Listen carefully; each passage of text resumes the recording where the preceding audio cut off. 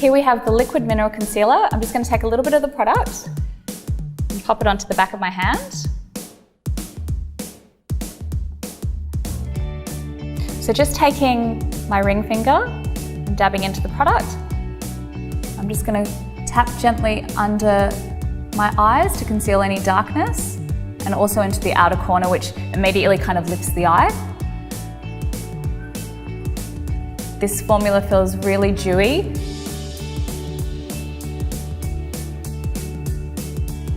And it's great for concealing any imperfections and redness on the face as well as under the eyes. So you might find you get redness around the nose.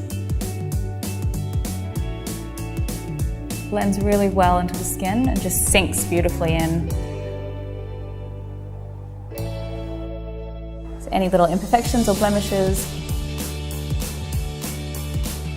just completely disappears. Another way that I really like to use this product is to take a little bit onto the top of the cheekbone, and it gives a really nice highlighted effect as well.